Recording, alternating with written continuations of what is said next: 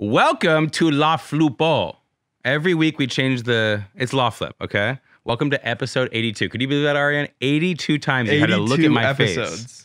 Every week you're editing, you're looking at my face. You love me more. LawFlip. I know. When people sing the song, I cringe. I hate it. It's the worst, but it's the best. I'm your host, Benjy Smith, joined by producer, the boy, Arian Tabibian. What up? There's a lot of things we're going to talk about today, from the Space Needle to arming teachers to homophobic servants, Microsoft, GEICO, Sriracha, and we have a very special guest. We're honored to be joined by the consumer advocate attorney and the founder and CEO of EsquireTek. He works alongside the GOAT, Brian Panish. Is that a good end? That's a pretty good introduction. That's a great introduction. Can you just follow me around and as I walk into a room, just say that? I loved it. Let's get into it. LawFlip, objection, Your Honor. Turn the game upside down. LawFlip, objection, Your Honor. Turn the game upside down. How's everybody feeling today? Great, man. How are you? Good. Well, I'm honored to have you on. I'm honored to be joined by man. consumer advocate attorney and the founder and CEO of EsquireTek, Mr. Pratik Shah. Thank you, Benjy. Thanks for having me. It just rolls off the tongue. I love it. Like I could listen to a you say movie that star, Bollywood. I feel like, I feel like it's a great name. Anyway, thanks for joining us.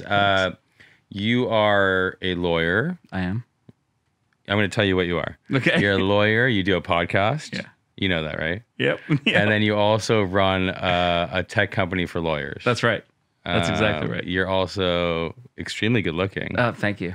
And now we're going to conduct the interview. So what we're going to do is, I want to know, for the benefit of the listeners, tell us like very briefly, because we like brevity in our business and in our podcast. Briefly tell us about yourself. You want brevity, but you interview lawyers. Yeah, it's a good point. That's tough. But yeah, very briefly, I mean, you nailed it, right? I mean, on top of all that, most important thing, I'm a father and husband and 2 kids that I love and love to spend time with and do all the little league stuff. But yeah, that's exactly it. My hobbies are my work. I enjoy what I do. I run the software company. I work at Brian Panish's office, Panish Shea Boyle Ravapudi.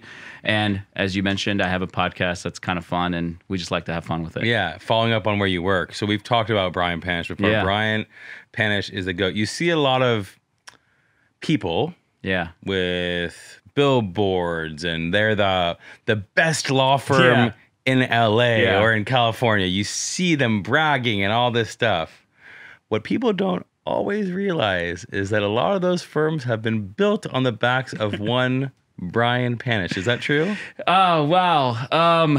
They've done a lot of work on their own. I don't want to take anything away from anybody. I'm not taking it away. But yeah, absolutely. I mean, I think at the end of the day, and this is just the reality, is that if you've got a case that needs to go all the way and it's a big enough case that Brian will take, they're the place to go. I don't think there's any argument. And my wife will testify that before I ever worked there, I even told her and wrote it down. If I'm ever in a catastrophic accident, this is the firm you call. You call Arthur, who's my old business partner, so he can get the referral fee. And then you make sure he calls Brian's office so Brian takes it. I just don't think there's any argument there. Speaking of referral fees, I'm going to give a little plug to myself. I started my own software company called LawFlip.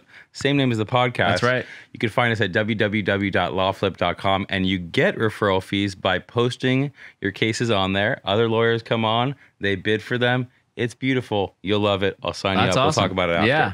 Okay, so prior to joining the Panish firm, what were you doing? I had my own firm with a business partner, Arthur DeGidio, down in San Diego. We ran it together for probably just over 6 years, maybe 6 to 7 years. Did well. It was great. Arthur's a great guy. We're still close friends. We chatted last week. We chatted yesterday about a case we're working on together. So we talk all the time. Our kids still hang out and all that stuff. But, the opportunity to go work at Brian's office and be a part of what they're doing and help take a firm that's already number one, and I can contribute in some way to get them even better. I just couldn't say no to that. So it's hard because a lot of lawyers, I always say, like, most lawyers don't want to be employees in any way, shape, or form. And you basically sort of did that. You did your own firm, but you were compelled to leave that life to come join and be sort of an employee. But you're obviously joining like the great team. Thank you. How tough of that was how tough of a decision was that? I was really tough. I mean, it wasn't tough in the sense that obviously we know Brian's firm is what they are, but in the sense that you're kind of blowing up your life, right? Yeah. We ran our firm. I had to talk to the wife and kids. I had a nice little balance thing going on. Everything was good. And then sometimes every once in a while, something just comes your way that says, hey, you have an opportunity to go play at the next level. And, you know, if I'm being frank, as much as I enjoyed our firm and we had 8 lawyers there, or we had 9 people total. We had 3 lawyers working for us. And I really enjoyed it, but we just weren't going to get to the Brian Panish level. Yeah. And Arthur will be the first one to say that. You have to know your limits. We just weren't going to do that. That wasn't in the cards for us. Yeah. And so for the opportunity to be able to say, hey, I can go be a part of this team, you know, and see kind of how they operate and what they're doing and really what takes them to the next level. It's just, how do you say no to that? Yeah. And then on the software front, we like one of the things that's most painful about being a lawyer is feeling like you're a sophisticated person that's gone through law school, and there's like almost like this feeling like you're not a real lawyer unless you do every single part of a case, and including like discovery, which oftentimes could be done by a robot. Like, right. And then literally you've come up with some sort of robot to help people do discovery and some of the miserable stuff. Tell us about it. That's exactly right, man. I hated doing discovery. I did it as a solo. I started my firm, just me. And it's the worst part of being a lawyer. I literally think it's the worst part of being a lawyer. Yeah. It's mind-numbing. You are sitting there doing it thinking, I can't believe I went to law school to do this. Right. And why can't somebody else do this? Right. Is it just discovery or is it also motion work? It's mainly just responding to written discovery. Okay. We're working on the next kind of phases to bring in the rest of it because there is so much more that automation can help with. I think that 80 to 90% of what lawyers in 2022 do can be done by a legal assistant, paralegal, or automation. 100% and it's basically agree. people that refuse to build systems or operations that require them to end up reinventing the wheel every single day. I also think it's like psychologically what you said was so on point that for some reason lawyers are like sadists or like they just feel like if they don't go through the pain, it's not legitimate. They didn't really do it. If it's too easy, then they didn't earn it. And that's not, I want them to stop feeling that way. Like, I think would be interesting to hear is like, so for Brian Panish, like nobody's ever going to question his bona fides. He's a legitimate trial attorney. Yeah. How does he deal with, or how does he and the other partners deal with delegation? Do they have a hard time even at their level? I think there's always a feeling, no matter who you are at what level, that they can't do it as well as I can do it. Right. And I think what you have to learn if you want to scale, if you want to get to what the office has now is 45 lawyers, if you want to get to that point, you have to realize, like, even if they can't do it at the level that I can do it, they can do it at a really, really high level and a really, really good level. And that's what they should be doing. And there's nothing wrong with that. It doesn't have to be me every time. For the solo lawyers that want to stay solo, they obviously, if Brian, most solo lawyers aren't getting approached by the Panish office, but for regardless, let's say you want to stay being a solo regardless of who approaches you. What are some things that you've learned in the Panish firm, or even in your solo practice that you think are really beneficial for solos to think about? Yeah, I think probably the most important thing is going to be being able to compartmentalize what you're doing, right? Okay, from understand how you work. Everybody works differently. For me, 8 a.m. to 2 p.m. are my most productive times. So I know that for me as a person. Some people, my business partner, Arthur, my ex-business partner, Arthur, he is not productive until 10 or 10:30 in the morning. So he didn't even come in the office until 10, which is perfectly fine because he would stay until 8 because that was more productive time for him. He was an afternoon guy versus me being a morning guy. But as long as I know here are the 10 things I need to get done, well, I'm going to get them done in the time that are most productive for me. Yeah. And then one trick, hack, whatever you want to call it, that I think helped a lot is because I would find myself staring at my email sometimes and, okay, I'm only going to check my email between, 10 and 10:30, and I'm going to check it again between 2:30 and 3 because there's really nothing that can come by email at 10:30 or 10:45 or 11 in the morning that you can't wait. Yeah, because you end up shifting you basically end up operating your day on a reactive way. I actually shifted all my internal communications with my staff to Slack. There you go. We use Slack too. Yeah, there's a way to do it to make it so much better. And I mean, email. And you don't want to be like a slave to the notifications. Right. You do that, your production just drops crazy. So how has it been trying to convince this like legal world of dinosaurs to adopt technology? Yeah, that's definitely our uphill battle. And people see it, they realize very quickly, like you did, oh my God, why haven't we been doing this the whole time? It just makes so much sense, and we're pretty transparent pricing, pretty cheaply priced. And getting them to sign up isn't the hardest part. It's us getting in there and saying, hey, give us 10 minutes so we can train you. Yeah. And run 3 cases through here so you can see how it works. Because what we've realized internally, once people run 3 cases through the system, they never go back. They'll never go back. But getting them to break their current process is the hard part. Yeah. And so with what is the is that the biggest? Is the biggest challenge isn't getting them to sign up originally? It's to get them to stay and get them to use it. Once they use it, they don't leave. I mean, you've seen it. It just saves so much time. It's ridiculous, right? That why would you leave? But it's just the struggle is in. Let's carve out. We've had firms sign up and we email them over and over. Hey, you signed up. You're paying us. Let us train you. Give us 10 minutes. Give us one person. We'll send you a video. And they just never respond. You're like, stop paying us. So what's the elevator pitch? Why should a firm use EsquireTek? Yeah, I mean, what users say if you're a litigation firm is that it gets written discovery done 65 to 75% faster. Wow. And we charge $300 a month for your whole firm. So it's not a per user fee.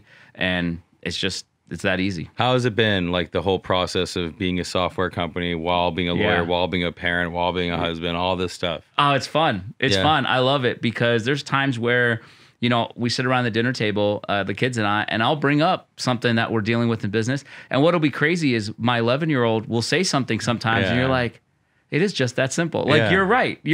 Sometimes he says stuff where you're like, no, that's not how it works. But sometimes he says stuff and you're like, that's a good point, man. I should just be doing it that way. Amazing. And so it's fun being able to have those conversations with the family, and meeting people at different places. I mean, I've gotten deals because I assistant coach my son's Little League. One of the other kids' moms happened to be a lawyer, and she was like, oh, I work with this firm and this. And she's like, let me send you their info. And they end up signing up. You never know. That's the key to always be open to new possibilities and new deals and networking and all that. So, and I think one thing I want to comment on real quick is I think when people talk about work-life balance and they talk about stopping work to start life, I think that's a misconception for me because I think they're all part of it. It is. It's all together. 100%. 100%. All right, we're going to move on to some stories. Yeah. So, how do you feel about trademark infringement?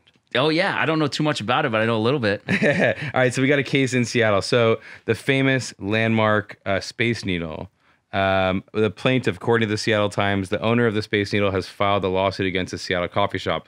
So basically what happened is this coffee shop has a logo, and I don't even see how it doesn't even look like the Space Needle, but the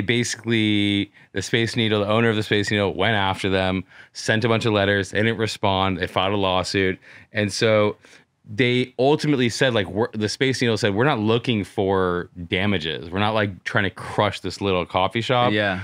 What people don't know, and I wanted to use this as an opportunity to explain, is that you have to police your trademark. You have to, right? Yeah. So if you just sit around and people are just using it left and right, you're the argument whenever something important comes up is that they're gonna say you never even policed your trademark. Yeah. Everybody was using it, whatever. So that's just the point I want to make. Any other points about this? No, I think that's an interesting point because I think the first thought that a lot of people will have, even lawyers, is why is this big company, this Seattle, Space Needle, going after this little mom and pop coffee shop? What do they expect to get out of it? Yeah. I think you just nailed it. Is that if they show a pattern of not enforcing it and letting people use it, then they have no trademark. That goes also to there's so many people that are afraid to sue employers or afraid to sue people because it's going to they just don't want the energy. But the problem is you don't do it and there's consequences. Yeah, that's exactly right. So, okay. So now we're moving on to Arian. What do you think the solution to school shootings is? Just a very easy question. Very easy. Yeah. Very easy.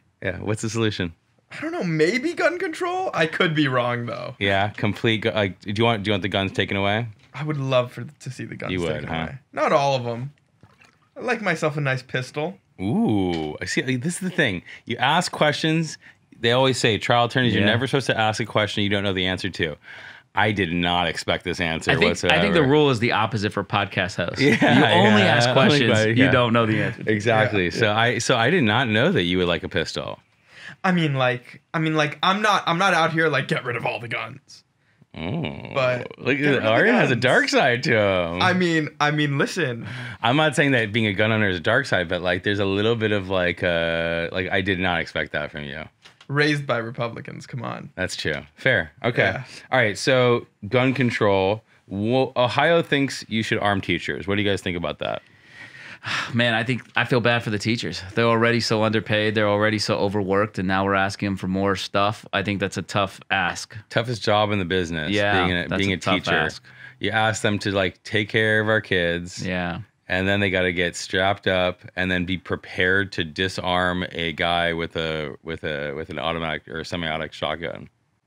Yeah, it's a little much. Lots to ask. Just a little bit too much. So yeah, they basically they could be Ohio school districts can begin arming employees. The law requires up to 24 hours of training before an employee can get armed. 24 hours of training, like it was so funny. Nothing. I saw this like TikTok. I think it was like you can't even say good morning after 24 hours of Duolingo, and like these motherfuckers want to hand out guns after 24 hours of training. Like I will promise you, I will shoot the wrong person, probably myself, with 100 hours of training. Yeah. I don't know. There needs to be a solution. Who knows what it is? I think I wonder if the answer is arming the teachers. Right now we're asking them to pay for their own pencils and erasers. Yeah. Like, how much are we going to ask of them? That's my only concern on the teacher side is how much are we asking of these people? Yeah. Can we start paying them first? Like, come on, Yeah. It's kind of a little ridiculous. It's really crazy. Like there's government jobs that pay well. This is obviously a broader topic, but the fact that teachers somehow have been relegated to like the shittiest pay is unbelievable to me. Yeah. Okay. So on to another Murica story. How do you feel about homophobia? Yeah, how do you guys feel about homophobia? Oh, love homophobia. All the homophobes. Can we collect you guys in one spot, throw you on a train or something like that? Still going strong in 2022, baby. Oh, God. And where do you think the most homophobia might come from in America?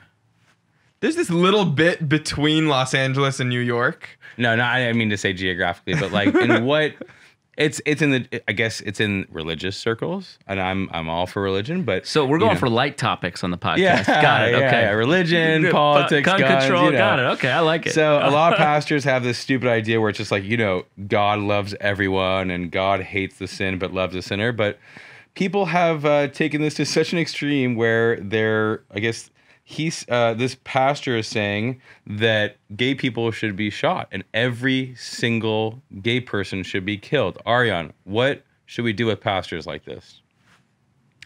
Is it not a crime to say shit like that? Yeah, it's actually, so the local police department basically said that like this doesn't reflect the values of our police department, but it appears to be in the range of free speech. But when you're a community leader like that, can't what you're saying be taken as a call to action? You're the smarter lawyer. So I just think that there's fringe people in every country and every religion, and obviously that's not the majority of how Americans feel, right? Like that's clear, and it's fun there's some that feel that way, but the majority don't, right? And like, what are you gonna do? I know. What are you gonna do? Like, there's always going to be these like fringe groups that say weird stuff, and I know there is a concern sometimes, like Arian said, in wanting to police it, because when we've got these fringe groups that end up becoming domestic terrorists, you're like, wait a minute, could we have nipped that in the bud? Yep. Could we have cut that off? So you definitely want to police it at some point. But it's a balance. You can't kind of stomp out every weird place. This is tough though. This is what he said. These people, this is the pastor speaking, these people should be put to death. Every single homosexual in our country should be charged with a crime. The abomination of homosexuality that they should be convicted in a lawful trial. They should be sentenced with death. They should be lined up against the wall and shot in the back of the head. Okay. So you know this guy's gay, by the way. Yeah, for sure. Exactly. This This guy, is exactly what I was gonna say. These for That sure doesn't- gonna be like tapping feet underneath a stall in some like airport bathroom. And meet your new Republican candidate for state senate, God. everybody. Oh my Okay, God. so When you said that, my immediate reaction was he really running? Because I wasn't sure. that's the best part. That tells you that I wasn't sure. Because it's absolutely. yeah, for sure possible. Totally possible. Exactly. Okay, So ridiculous. how do you guys feel about NDAs, non-competes, and disclosure of salary ranges? Arian first. Okay, so here's my thing with NDAs. Does anybody ever actually listen? No. Yeah, there you go. Right? Go. Okay. Right? Like, I feel like everything always gets out. Mm-hmm. Nobody knows how to shut up. There's some secrets out there. Here's I my think you'd thing. be surprised. I've settled Here's some my question. wild I think you'd be stuff, man. surprised. And by the way, I've settled cases that where the defendant has insisted on the craziest level of confidentiality. I don't know if you've had this before, where defendants have basically asked me to personally sign that I am going to delete every email that I ever had, even communications about the case. There's some extreme secrecy going on. When money's involved and people are willing to shut up, you'd be surprised. Here's my question. You look at like juries, right? Yeah. Because I feel like juries is one spot where I honestly like don't hear, at least in the news, too much of like jury members like spilling tea. Yeah. Why is that? I think when That's it's a probably more high-profile like- case, Yeah. they want to keep their privacy. Yeah, I think that's- I mean, then there's like the people who want their 15 minutes, but I think it's more a function of like they want to keep their privacy. Because what the jury instructions say, what the judges say is once the case is over, you're free to talk about it. It's Yep. public record. Yep. Right? Court's open. So the juries are able to go talk about cases after the case is over. Yeah. Not obviously during the case. But I think Benjy hit it on the head is a lot of people are like, I don't even want to be involved. Yeah. What if somebody comes after me? I just want to go back to my quiet little family life that I had and that's it, you know? That's what I think. Yeah, but what about how do you guys think about the not like, or at least like the disclosure of salary ranges? I think that's fun. I love. I mean, I'm glad that's I happening. love seeing a price like what somebody makes. Yeah. I mean, like I don't like to ask people. I don't like to intrude. Yeah. But if you're publicizing that, I'm gonna read that. I mean, I want to know. And we have Pavel is a big boy over at Microsoft. Now I'm gonna find out how much he makes. Yeah, there you go. Well, I think it's interesting because the tech company has been very protective of their employees and very protective of where their trade secrets go, right? Obviously, they've got a lot at stake on these companies. So it'll be interesting to see now that some of the companies are starting to open up and say, here's what we're paying. I wonder if that helps with recruiting or hurts with recruiting, because if you're a level 2 engineer at Google and you see what level 2 engineers at Microsoft make, does that make you want to go ask for a raise, or does that make you be like, oh, I'm happy being here because they're getting paid less than me? I think it works. You publicize it. Eventually, it's going to get priced out. There's only so much that companies can afford to pay. There's going to be these a cap. things. It's going to cap out at some point, and I think it's.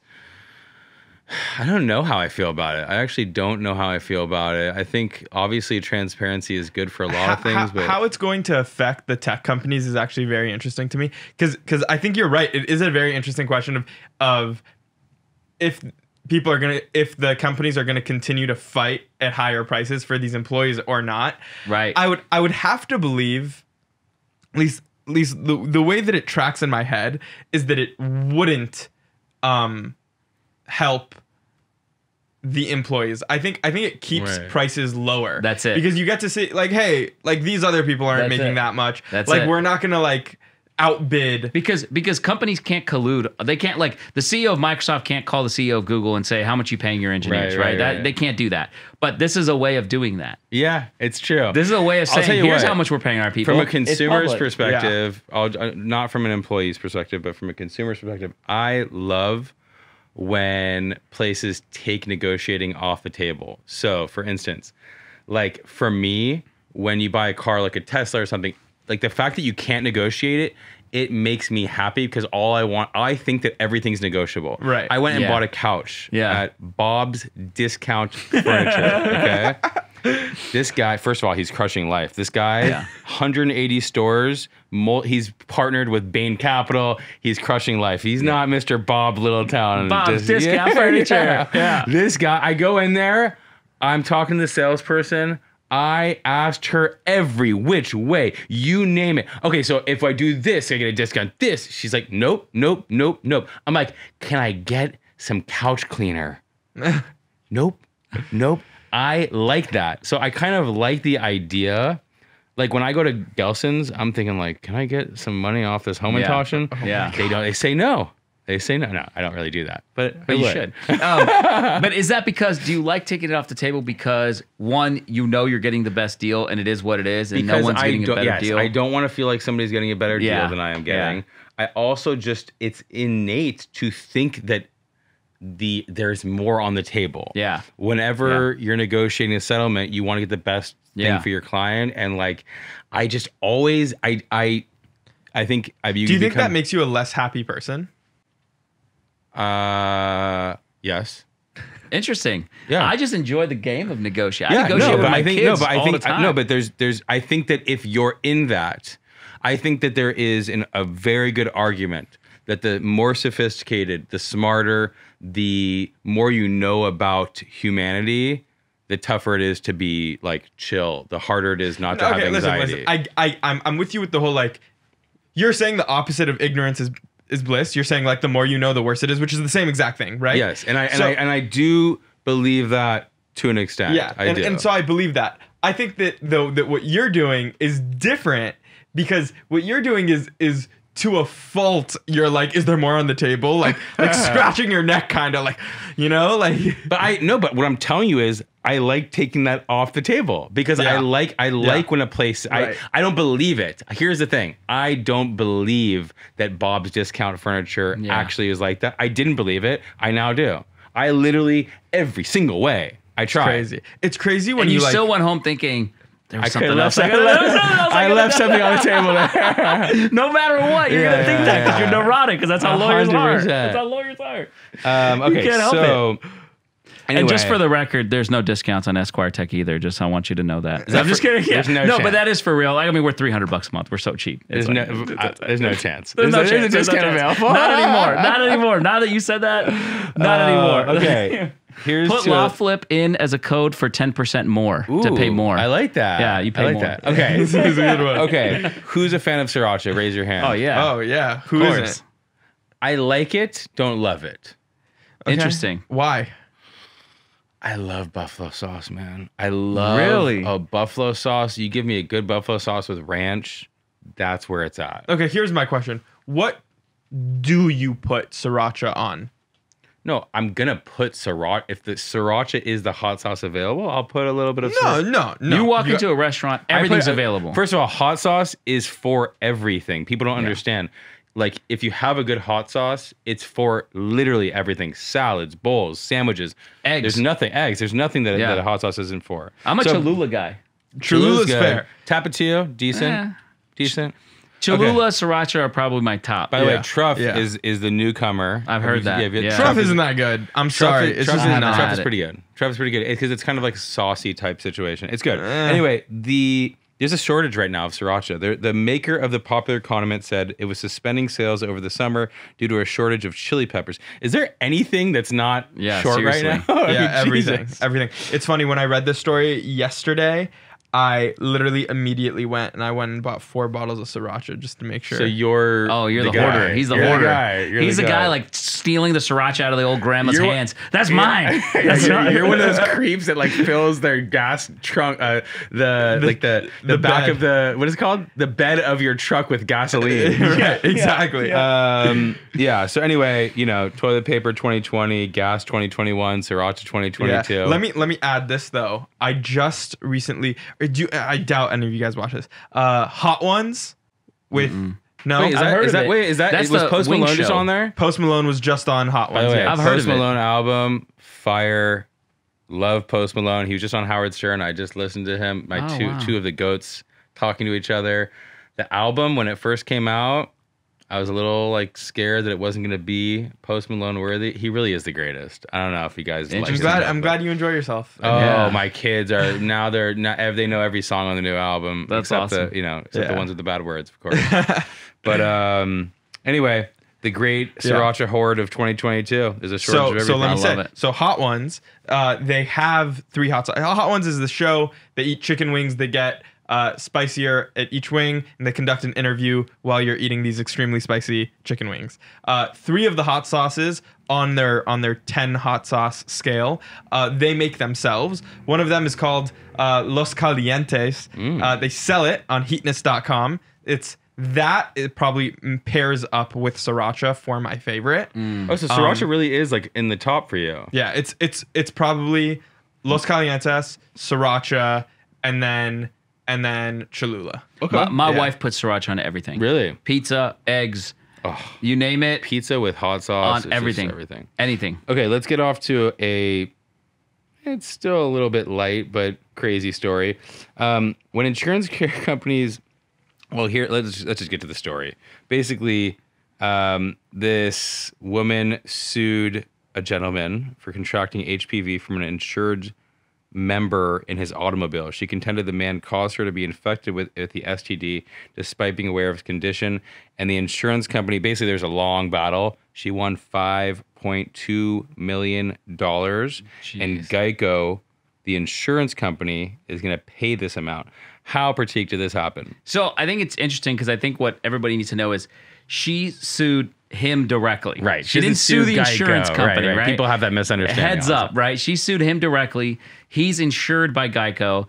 And the way insurance works, just so everybody knows, is that insurance is an all-risk policy. So what that means is that they cover everything. Your homeowner's insurance will cover everything unless there's an exclusion.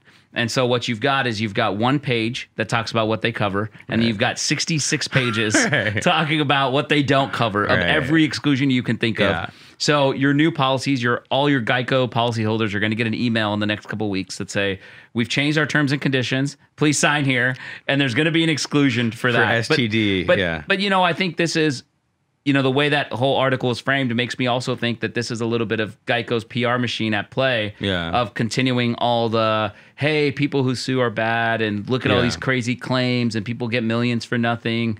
And so, because it's weird how that's worded. It's not worded, lady sues her lover. It's lady gets X amount of money from GEICO. You know, it's interesting. There's nothing more that I feel comfortable in life than taking money from an insurance. It's literally like laying on a beach, whatever, and then above that is taking money from an insurance company. I'm just super comfortable. No one's shedding a tear for that.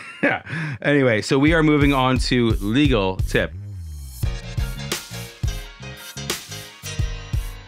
If you have a substance abuse problem and you voluntarily want to seek help and you work for a company with more than 25 employees in California, your employer has to provide you with reasonable accommodation to leave work to seek that treatment. Take advantage of it and take care of your health. So your employer cannot enforce an unfair arbitration agreement. An arbitration agreement, for those who don't know, a lot of people think that arbitration, litigation, lawsuits, court, mediation, it's all the same thing. They don't know. Right. Mediation is just your attempt to go to a private person. It could be a judge who helps you solve a case. Then there are 2 different types of litigation. One where you go to a public courthouse, one where you go to a private judge, or sometimes not even a judge. Do you have to be a judge to be an arbitrator? No, I don't think so. So you have to go to a private person. Employers, big business wants to go to arbitration because they want to take your right to a jury away from you. And more importantly, from a business perspective, right? The reason why arbitration benefits these larger companies so much is an arbitrator has to be agreed on by both sides. And if you're the one suing, if you're the employee, you might have one case. If you're the employer, you've got hundreds of cases. Repeat business. Business. And you know, I'm not saying the arbitrators are biased. I'm just saying the arbitrators are biased. You said it. That's all I'm saying. There are ways, though, even if you sign an arbitration agreement, to get around it. Sometimes the argument is that you didn't sign it. There are many different arguments to get around an arbitration clause. If you've signed one and you still want to pursue claims against your employer, call us at Smith Law. We're an employment, personal injury, and class action law firm. You can call us at 833 LawFlip. Okay, or you can find us on social media. Arian, stop looking at me so seriously. You're going to make me happy. Okay. All right, Pratik. Pratik. My friend. You know your name, right? Yes. Okay. I got you. It was very nice to have you here. Thank you. We appreciate you coming. We had some laughs. No cries. I'm still looking to cry. But we had some laughs. We learned a lot. We really appreciate you taking the time to come. Thank you for having me. And we had fun. We learned. We laughed. Yeah. And we'll see you next time.